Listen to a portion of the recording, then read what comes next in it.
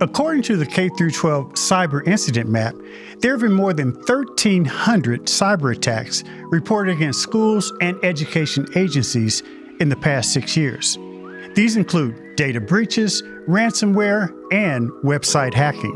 Cybercrime can cause significant issues for schools, from compromising student privacy to the extraordinary cost of ransomware attacks. In the current environment, schools and administrators must be prepared to prevent and respond to online crimes. But what do hackers and cybercriminals want with schools and students' information? What should administrators know about ransomware and other types of cyber attacks? And how can schools be more vigilant about protecting their online systems? This is what I want to know. And today I'm joined by Doug Levin to find out.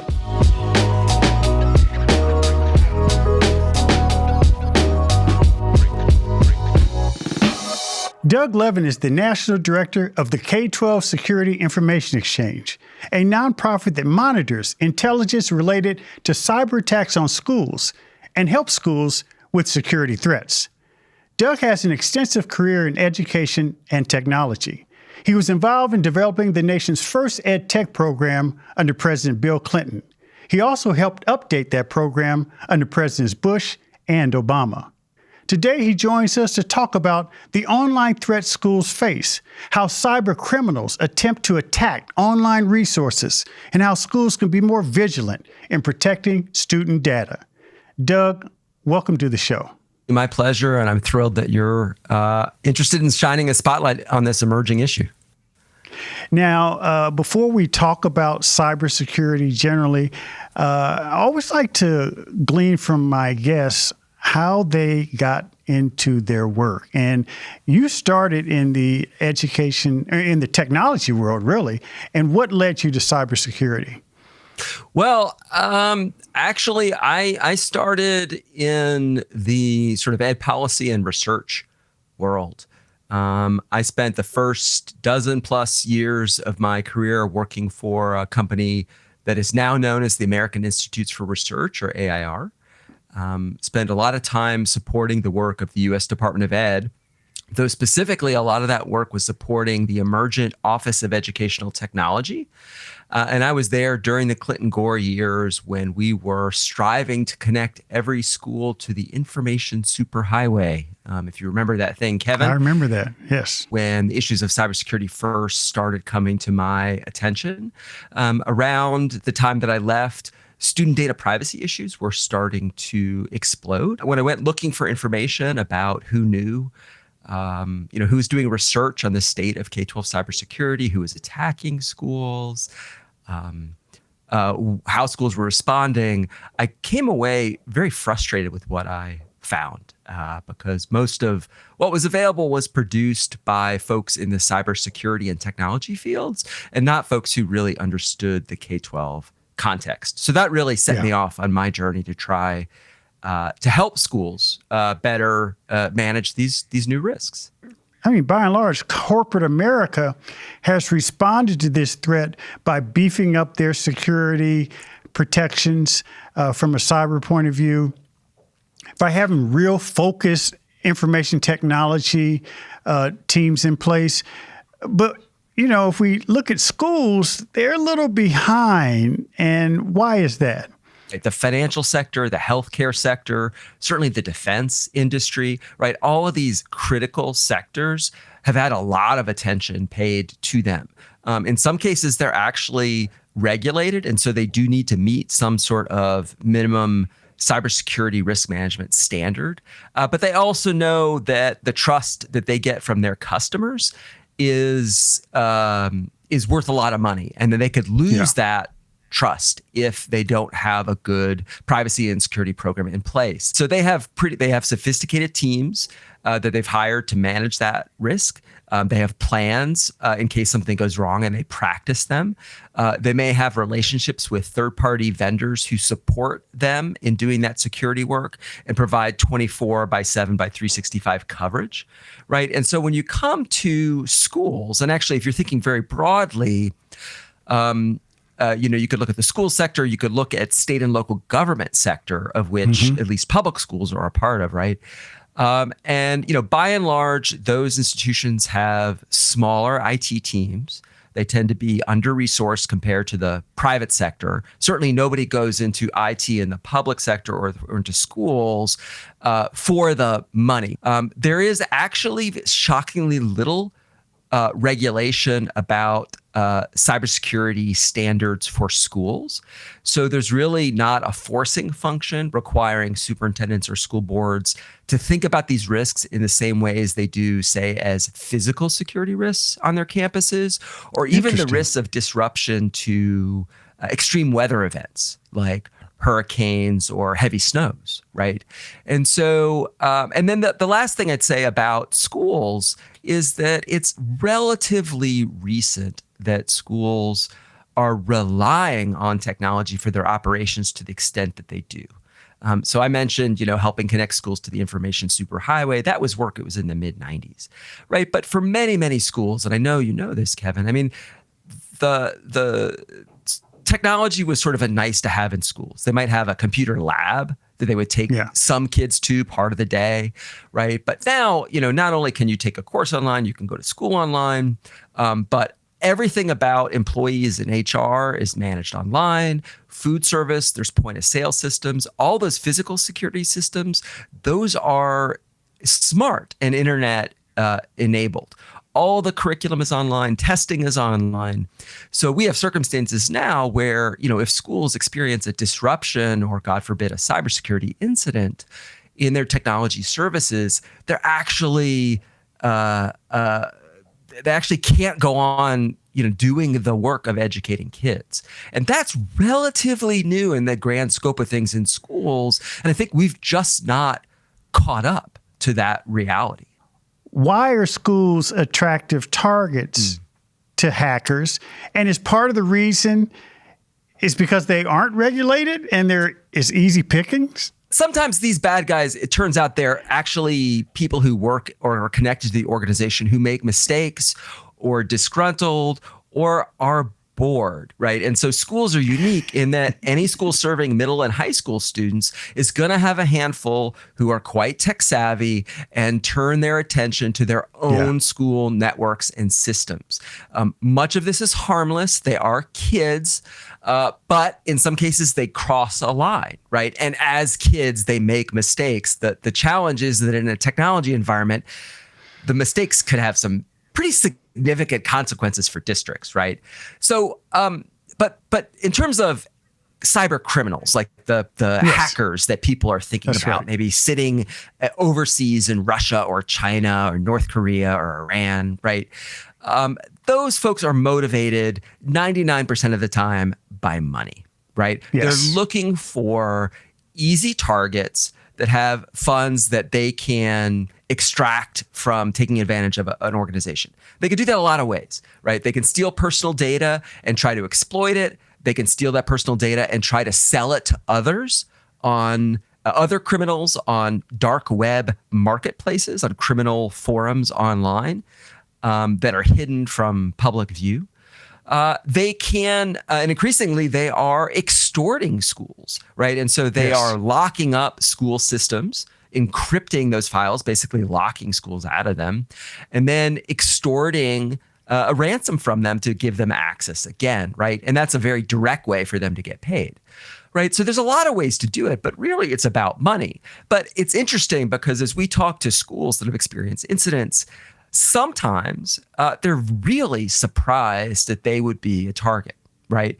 What value could a student's identity information have after all? Like, you and I have bank accounts and credit cards, fine. But a young student, what do they have that's a value? Plus, if you look at schools, you don't think of them as rich institutions. I mean, if you're going to have a bank or a school, which one would you go after? Well, bank is where you think the money is. But to your earlier point, banks are much better protected. And the fact of the matter is that, and people don't think about this, schools don't have enough money to do all the things that they need and want to do for their kids, right? There's no question about that. But if you look at their budgets just from an objective outsider, they are large enterprises, right? They may be the single largest employer in many communities. The equipment they're running is older. It may not be updated as much. And because they're schools, they may be much more open about the variety of tools and systems and applications they're using, which means that there might be more ways to gain entry, right? So that does make schools sort of low-hanging fruit for cyber criminals. Let me circle back to the kid piece though, because the identity information, because I think this is an important point to make, which is that while kids don't have credit accounts and they don't have, they're not making income now, that's actually a benefit to the criminals because their credit records are unmonitored. And even getting basic identity information about kids is enough to start opening accounts that then allow them to open other accounts and essentially serially abuse the identity information of youth. And so if you were to go online in the dark web and were looking to buy identity information to conduct fraud, it actually would be more expensive for you to purchase that identity information for young kids than it would be for you and me. Because your credit card company or mine is going to contact me within about 30 days or sooner if they see something fishy. Children's records are unmonitored. And so it may not be until they are 16 or 18, they're applying for a college loan or trying to get their first apartment, right? And they do a credit check and it turns out that their credit record has been abused. And so that's a real challenge. And unfortunately, we have seen schools who've experienced data breaches involving student data that have had the identities of children as young as first and second grade compromised. What are some of the more common attacks? For the big attacks that come from the cyber criminals that lead to ransomware requests, where they're trying to get money or they're trying to steal identity, what are some of the safeguards that schools should be considering? The best way to avoid, to not have to deal with that is to avoid the situation. At my organization now, the K12 Security Information Exchange, we've actually worked with practicing K12 IT practitioners around the country. We've collected data ourselves about the most frequent ways that schools are compromised. And we really think there's sort of four buckets of steps that schools sort of need to do to sort of protect their community. The first is just try to sanitize that traffic to and from the network. Make sure that you are filtering for any malware that may be coming in. You're educating users on how to spot maybe malicious emails, and to the extent that you can sort of lock down that traffic going back and forth, whether it's coming into your district or school or going out, but just monitoring that. I think secondly, you need to look at the devices that are being used by students, by teachers, by staff, and making sure that they are locked down in such a way that if they get compromised, they don't end up being an entree point to taking down the whole network and all of the other devices on the network. Third, we are big believers in robust passwords and multi-factor authentication. I think in today's day and age, requiring people to take an extra step to log in, particularly staff logging into sensitive systems, is critical. And I understand it is deeply challenging in some cases for schools to take this step, but absolutely it works as a control and it's very effective. And then finally, there is a set of what you might consider sort of maintenance tasks that really sort of fall in the IT shop, right? So that's things like making sure you have robust backups, right, that are not connected to your system so they don't get wrapped up in any malware or ransomware that's introduced to the system. So much of the advice that's available out there, and it's great and terrific advice if you have the resources, if you have the team to implement it, and you have buy-in across the organization to do so. And unfortunately, in many cases, schools are still maturing in how they think about managing the cybersecurity risk. So all of those sort of control frameworks and guidelines, it could be lists of hundreds of things that organizations should do. It's just overwhelming for schools. It's not a realistic place for them to start as much as they'd like to sort of jump over the work to getting there. But unfortunately, there just aren't any sort of silver bullet solutions. There's not a magic antivirus or firewall that you can deploy that will protect you from all things, that also doesn't require lots of internal capacity to manage, right? So it remains a challenge, right? This is going to be the work of a long time, and these threats are going to continue to evolve.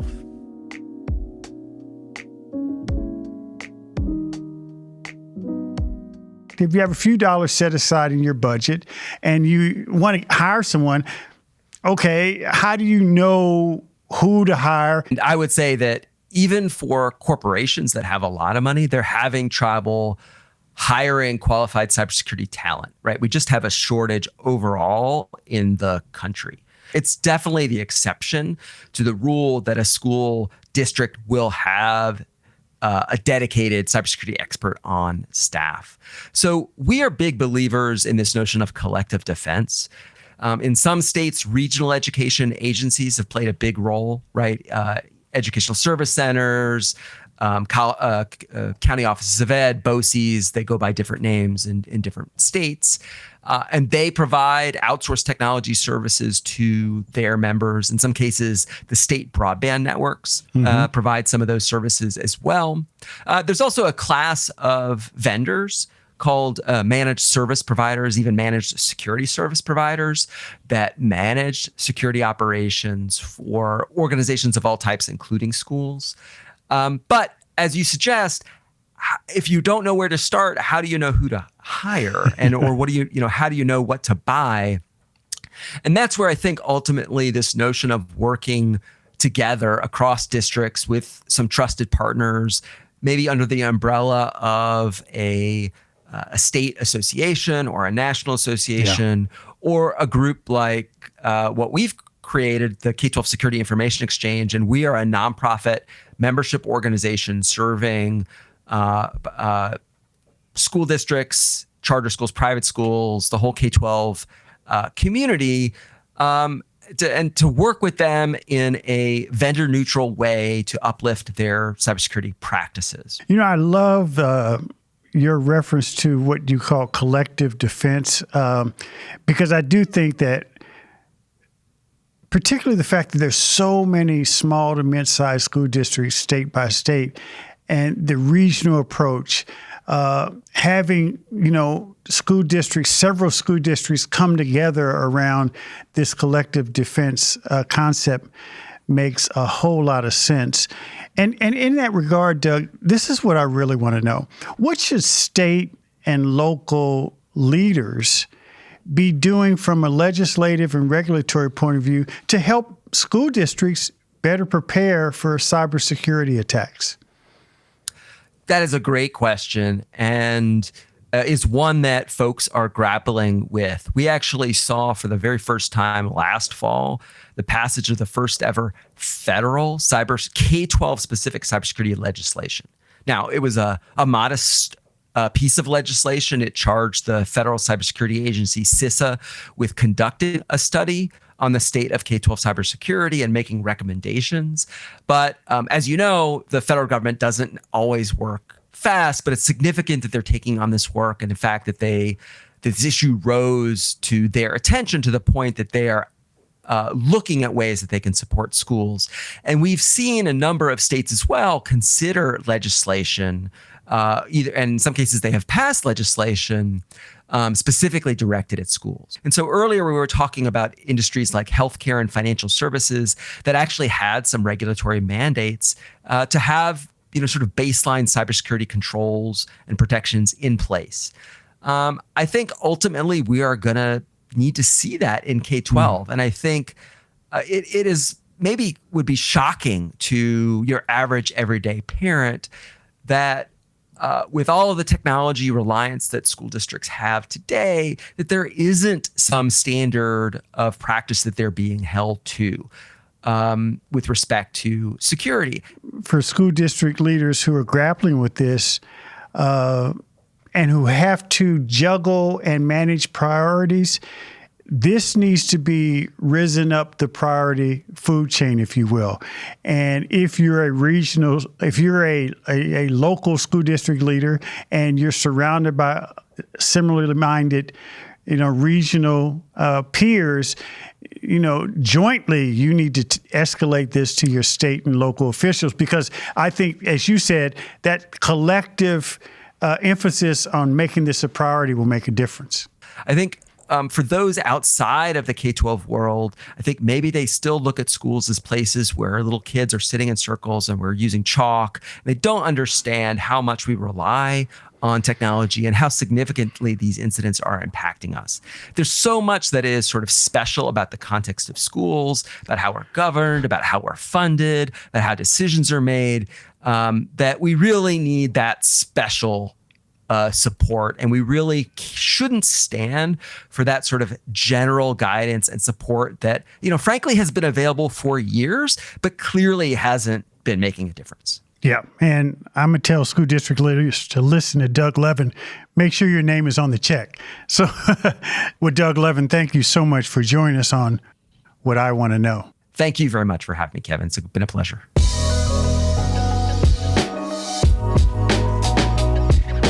Thanks for listening to What I Want to Know. Be sure to follow and subscribe to the show on Apple Podcasts, Spotify, or your favorite podcast app, so you can explore other episodes and dive into our discussions on the future of education. And write a review of the show. I also encourage you to join the conversation and let me know what you want to know using hashtag WIWTK on social media. That's hashtag WIWTK. For more information on Stride and online education, visit stridelearning.com. I'm your host, Kevin P. Chavous. Thank you for joining What I Want to Know.